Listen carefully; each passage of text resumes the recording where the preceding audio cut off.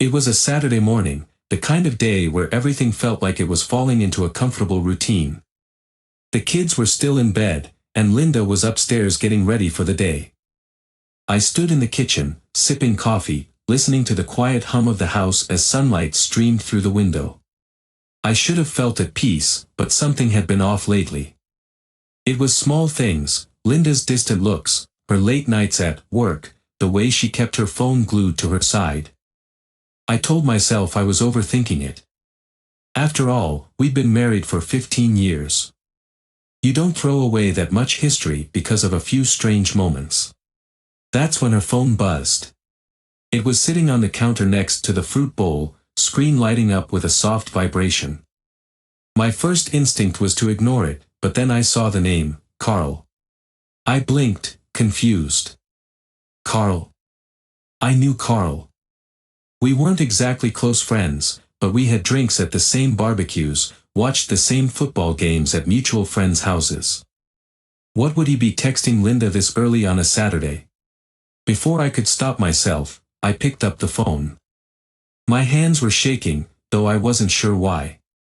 Maybe part of me already knew what I was about to see, even before I swiped the screen. Last night was incredible. Can't wait to see you again. I read the message over and over, as if somehow, in some twisted version of reality, the words would change. But they didn't. My mouth went dry, and I could hear the blood pounding in my ears.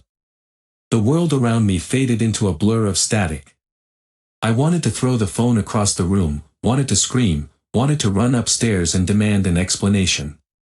Instead, I stood there, frozen, staring at the screen until the phone dimmed and the message disappeared.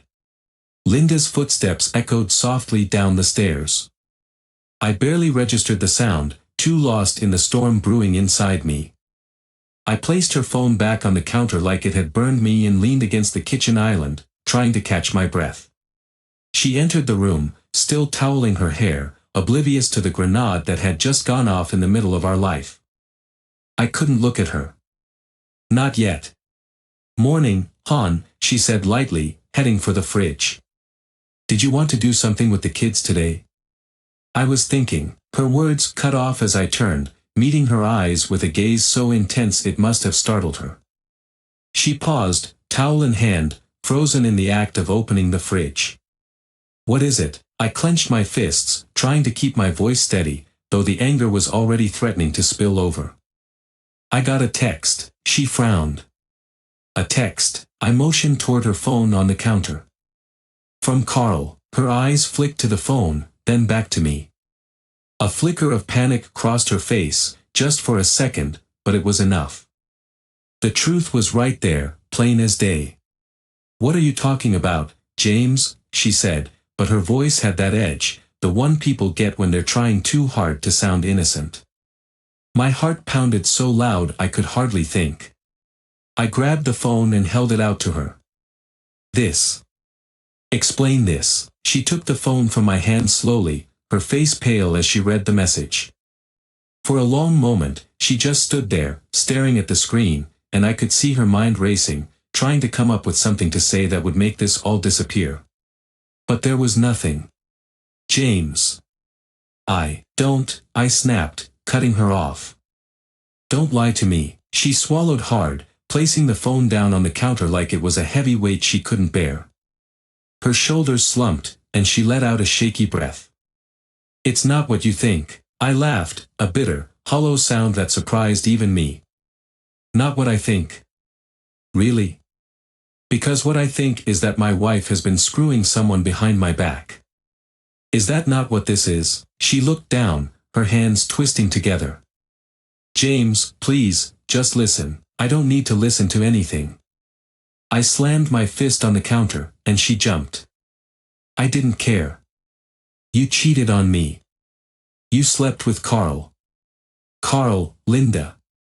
What the hell is wrong with you? Tears welled up in her eyes, but I couldn't bring myself to feel anything for her in that moment. I was too angry, too hurt. It was a mistake, she whispered, her voice breaking. I never meant for it to happen. I cut her off again, my voice cold. How long? She didn't answer. How long, Linda? I demanded, my voice rising. A few months, she admitted, the words barely audible. Months. My stomach churned. All this time, while I'd been clueless, she'd been sneaking around behind my back. I felt sick, physically sick. I turned away from her, gripping the edge of the counter, trying to steady myself. The silence between us stretched on for what felt like hours before I finally spoke again. And the kids? I asked quietly, my voice hoarse. Are they mine? Linda gasped, stepping forward. James, no. Don't you dare. We're getting them tested, I said, cutting her off. I'm not taking your word for it anymore. Not after this. Her face crumpled as she realized how deep the wound had gone. You don't mean that. I turned to face her, eyes hard. Yes, I do. The walls of the small apartment felt like they were closing in on Linda. The once vibrant colors of her new place had faded into drab shades of gray. She sat on the edge of her bed, her hands clasped tightly in her lap, trying to ignore the sinking feeling in her chest. She had moved out of the family home, taking only a few personal items and leaving behind the life she'd known. The silence in the apartment was oppressive, a stark contrast to the chaos that had erupted in her life over the past few weeks. The affair with Carl had started innocently enough, just a spark that had ignited a fire she hadn't expected. When Linda first met Carl, he was charming and attentive, everything that felt missing from her marriage. She had been looking for something, anything, to shake off the monotony of her life with James. Carl had been that distraction, a brief escape from reality. But what had started as a thrill soon became an overwhelming burden. Linda's feelings of guilt and regret were eating her alive. The initial excitement had quickly given way to a deep, gnawing sorrow. She had destroyed her family, her marriage, and her reputation, all for a few moments of misplaced passion. Her phone buzzed on the bedside table, jolting her out of her reverie. It was a message from Carl, and she hesitated before reading it. Hey, thinking of you. How's everything? Still want to meet up later? Linda stared at the screen, her heart sinking further. Just seeing Carl's name reminded her of the mess she was in. She knew Carl had his own issues with the aftermath of their affair. He was trying to reach out, hoping they could rekindle something, but Linda wasn't sure she could ever face him again, let alone start anything new. Her phone rang, and it was her friend Susan. Linda let out a sigh and answered it, putting on a brave face. Hi, Susan. Linda, hey. Susan's voice was warm but laced with concern. I've been thinking about you. How are you holding up? Linda sat back against the headboard, feeling the weight of her choices bearing down on her. It's been rough. I didn't expect it to be this hard. Everything feels so empty. I can imagine, Susan said gently. I heard about what happened. I know it must be really tough right now. Linda tried to keep her composure, but the floodgates opened. I feel like I've lost everything. James, the kids, our friends, everything. Have you talked to James? Or the kids? Linda choked back a sob. I tried, but James is so angry.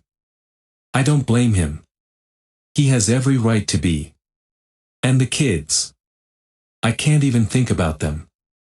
They must hate me. You know they don't hate you, Susan said, her voice soft. Kids are resilient. They'll need time, but they'll understand. You just have to be there for them. I don't know if I can, Linda admitted. I've done so much damage.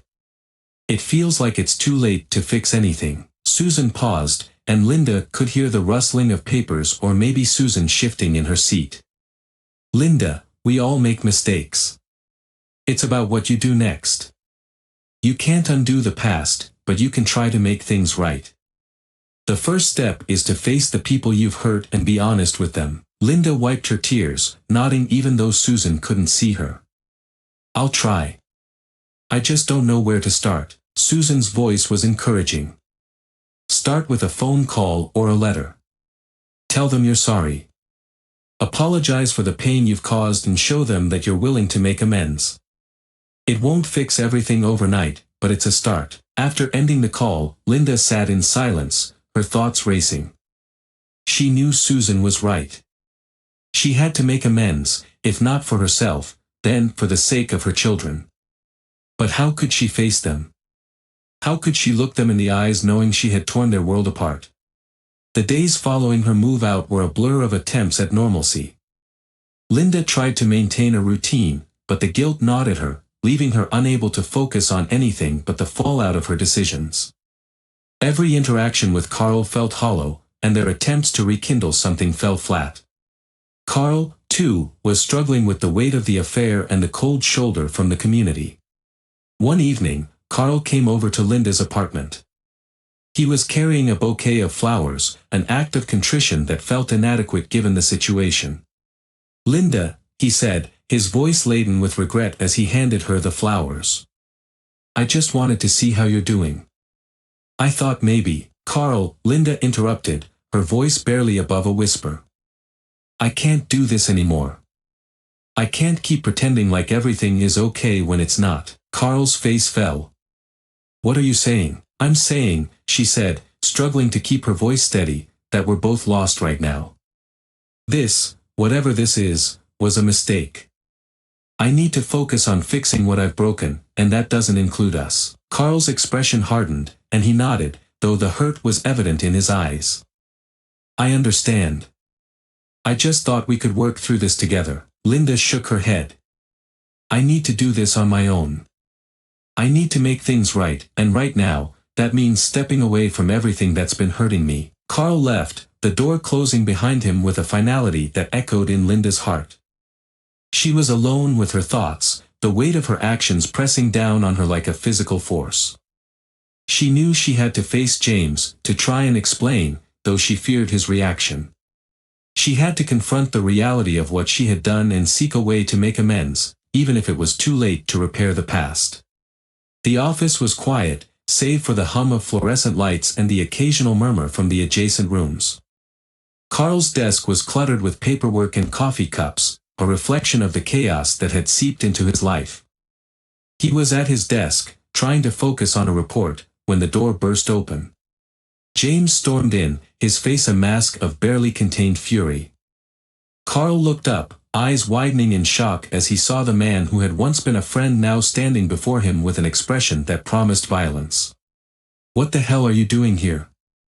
Carl demanded, trying to mask his nervousness with bravado. James didn't answer.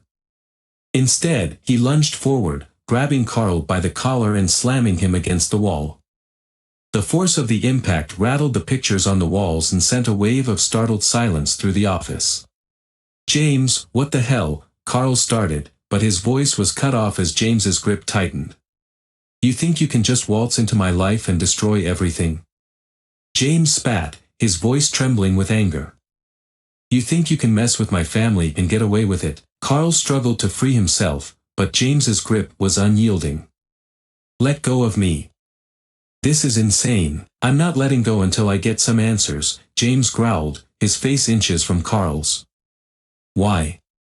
Why did you do this?" Carl's face turned pale.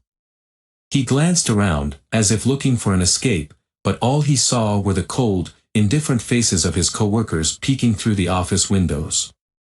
"I didn't mean for this to happen. It just happened. I didn't want any of this." "Didn't want any of this?" James echoed incredulously. "You didn't want to destroy my marriage. You didn't want to hurt my kids. How convenient." Carl's voice was a mixture of fear and guilt. "I made a mistake. I know that. I never meant for it to get so out of hand. I thought we could keep it casual." James's eyes blazed with a mix of disbelief and rage. "Casual? You thought you could have an affair and everything would just be fine? You didn't think about the consequences." Carl tried to speak, but James's anger was a force of nature. He shoved Carl back against the wall, his breath coming in short, sharp bursts. "You don't get to walk away from this. Not until you understand what you've done." "James, stop!" Carl shouted, finally managing to break free of James's grip. He stumbled backward, his face flushed with a mix of anger and shame. I get it, okay. I screwed up. I should never have what? James interrupted, his voice rising.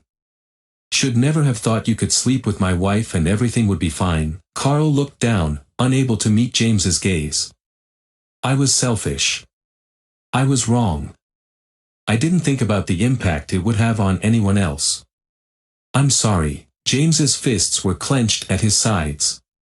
The rage that had driven him to confront Carl now began to recede, leaving behind a deep, aching sorrow.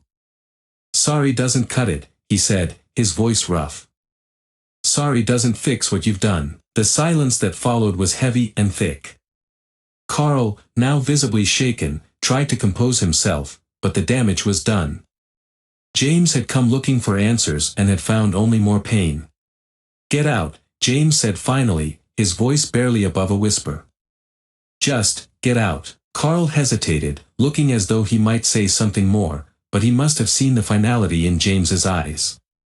He turned and walked out of the office, leaving behind a trail of unanswered questions and unresolved anger. James remained in the office, his breath coming in ragged gasps as he tried to calm himself. The confrontation had left him drained, his anger now mingling with an all-encompassing sadness. He knew that confronting Carl had done little to ease the pain of his situation. It had been a release, but it hadn't brought him any closer to understanding why his life had been torn apart. He walked back to his car, each step feeling like a leaden weight.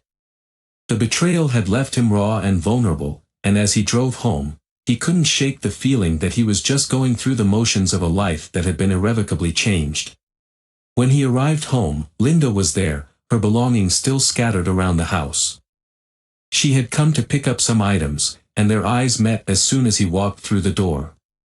James, Linda started, her voice tentative. How did it go? James's gaze was cold, his heart heavy with the weight of the day's events. I talked to Carl.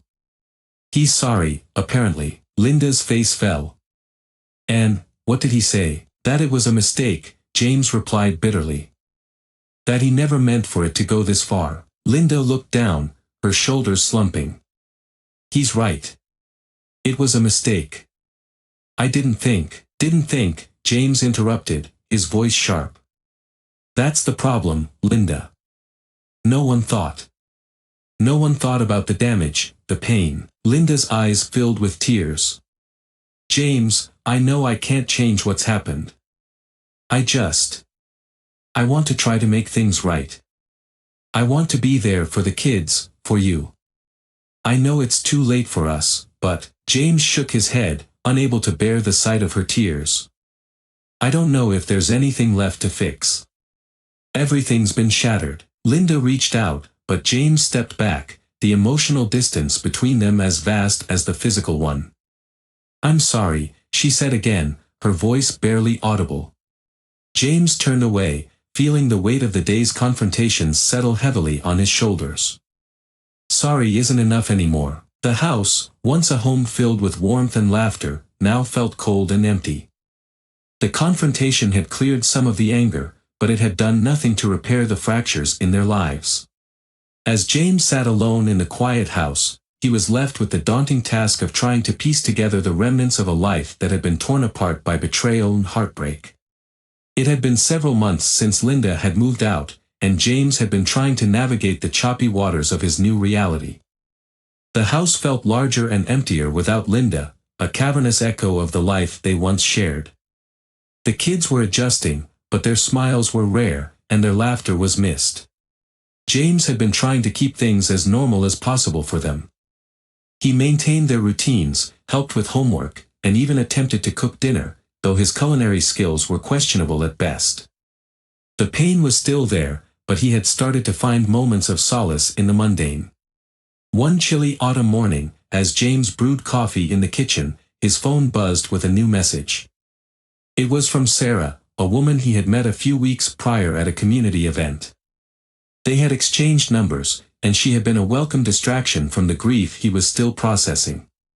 Good morning, James. Are we still on for lunch today? Smiley face. He stared at the message for a moment before typing back. Yes, looking forward to it. See you at noon. As the day wore on, James found himself growing increasingly nervous about the lunch. Sarah had been kind and supportive, and they'd shared some good conversations, but this would be their first time spending a significant amount of time alone together. The thought of opening up to someone new was both exhilarating and daunting. When he arrived at the quaint cafe where they had agreed to meet, he was relieved to see Sarah already waiting at a table by the window. She looked up as he walked in, her face breaking into a warm smile. "James." "Over here," she called, waving him over. He smiled back, trying to push aside the lingering doubts and fears. "Hi, Sarah. I hope I didn't keep you waiting." "Not at all," she said, standing to give him a hug. "I was just enjoying the view. How are you?" They sat down, and James ordered coffee while Sarah sipped on her tea. The conversation started off light, discussing their week and sharing stories about their kids and hobbies. "I've been thinking about taking a cooking class," Sarah said, stirring her tea thoughtfully. "I keep burning everything I try to make." "Any advice from a fellow disaster chef?" James chuckled, shaking his head. "I'm afraid I'm the last person to give cooking advice. My kids have learned to be wary of anything that comes out of the oven." Sarah laughed, the sound pleasant and soothing. "Well, maybe we can both join a class together. It could be fun." The idea of doing something new with Sarah felt oddly comforting. James realized that her presence was beginning to fill a void he hadn't even known he had. As the conversation flowed, Sarah's phone buzzed, and she glanced at it before setting it aside. "Sorry about that. It's just work stuff. Anyway, how are the kids doing?" James's smile faltered slightly. "They're okay. Adjusting. It's been hard for them, but we're getting through it. They miss their mom, and I'm just trying to keep things as normal as possible." Sarah reached across the table, her hand lightly touching his. "I'm sure you're doing a great job. It's tough, but it sounds like you're giving them a lot of love and support." He looked at her, appreciating the sincerity in her voice. "Thanks. It means a lot to hear that. Sometimes I feel like I'm just fumbling through, trying to make sense of everything." "Well," Sarah said, smiling gently, "we're all fumbling through life in one way or another.